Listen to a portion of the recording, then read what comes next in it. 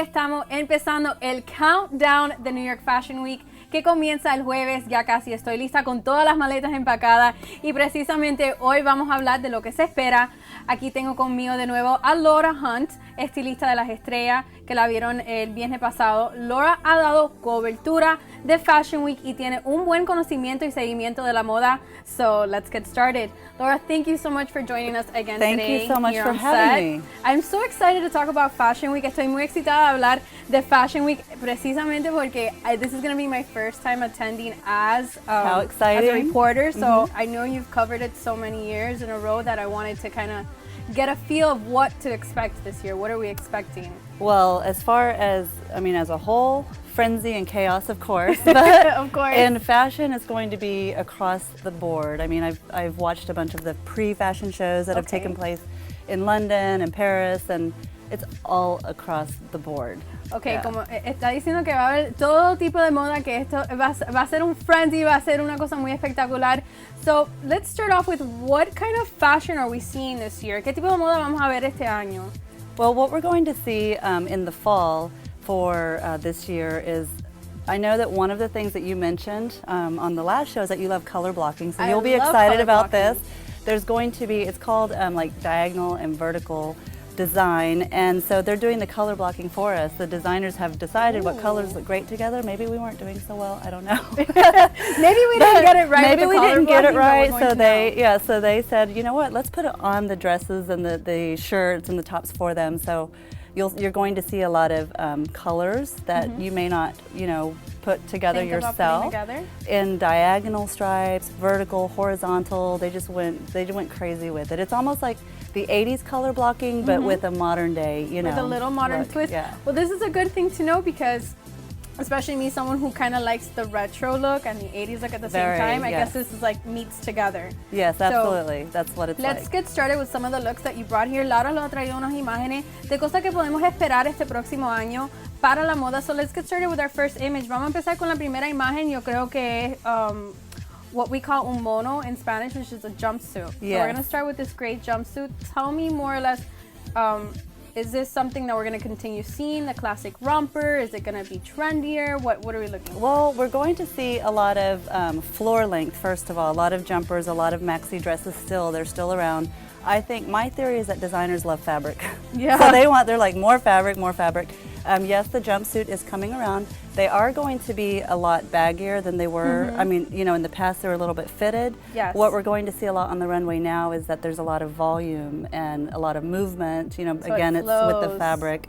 Yes, and some are going to be very colorful. And then you see, like the photo you just shared there, a lot of subdued colors as well. Muy bien, mi pregunta para esta cosa es que no todas las mujeres se pueden poner un estilo así que es como wide leg, que es una cosa muy ancha y no se le ve bien a todas las personas. Wide leg stuff and very flowy things don't look great on every body type. In particular, I don't think it would look great on me because I'm very voluptuous and very curvy. So how could I pull off a look like this? What should I look for? Maybe more fitted on the top, or how would I go about it? Yes, absolutely, because the key to getting dressed is that you want to, your goal should be always to create the hourglass figure. So, if you take a figure that is larger on top, then you're going to add more volume on the bottom, and then vice versa. So, a lot of women don't know like where their waist is, but that's where the area that you should cinch in.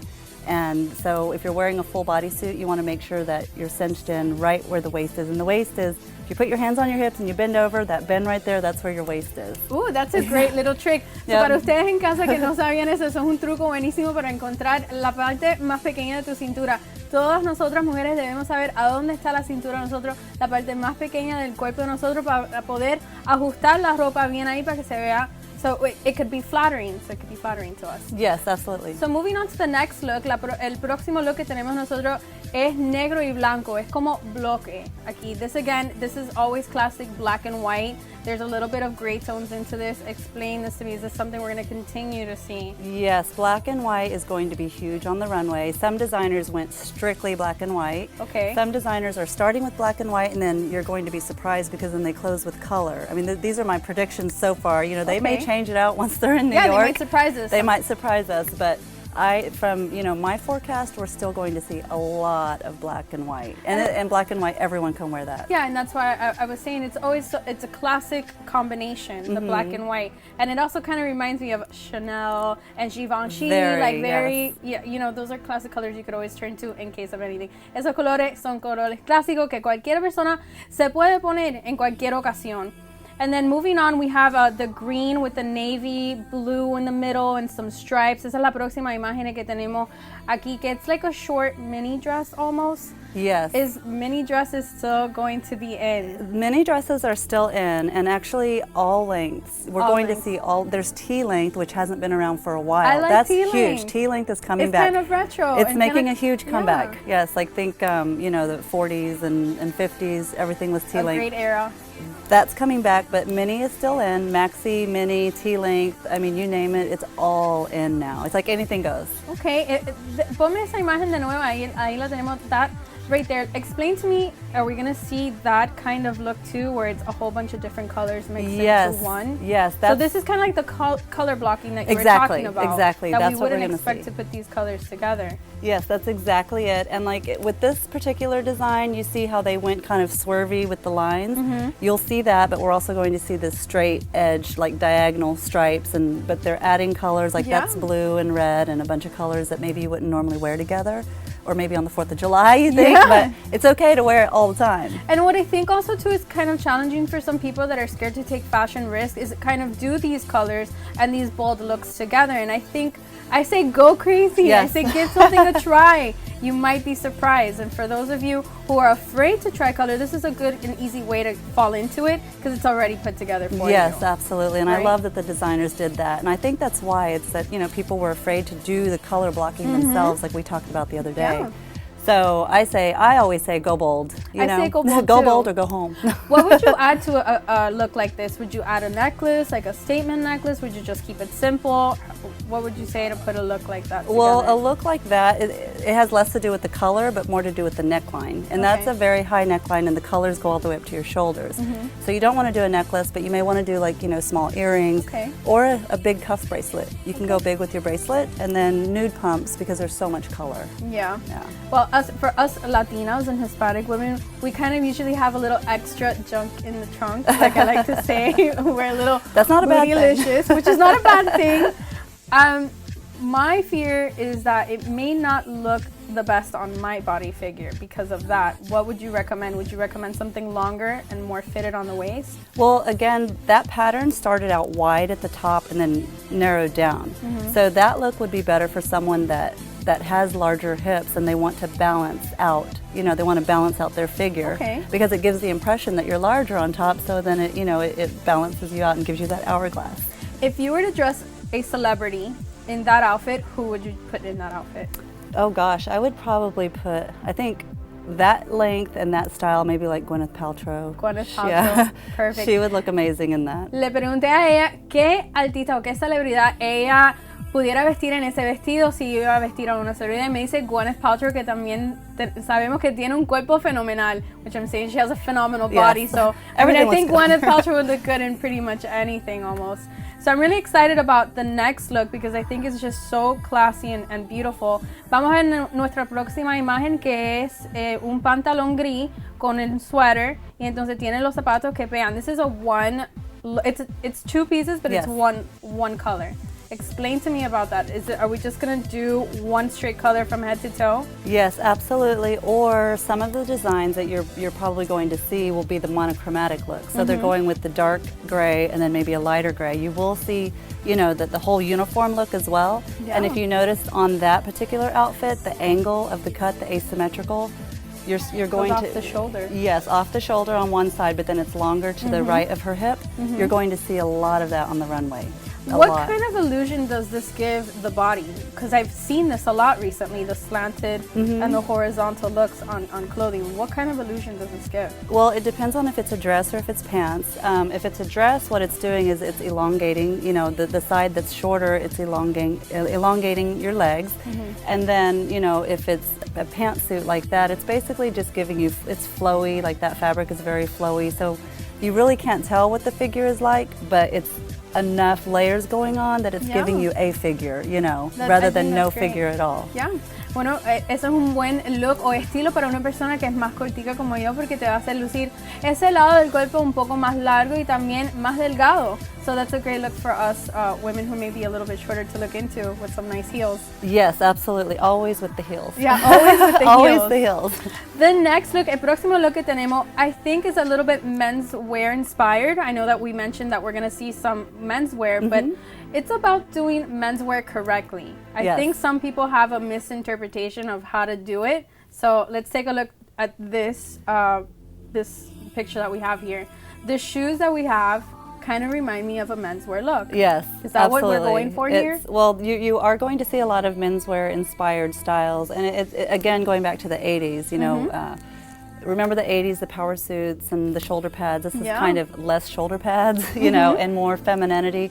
That designer actually, you know, chose to do the shoes just to show that this is menswear inspired, but you know, you probably wouldn't like every day wear a style like that. That's for runway. Yeah, it's a runway style. So if we wanted to change it up and kind of incorporate it into a street style, what do you recommend? Definitely heels again, and if the skirt is short enough, you know, tights and boots.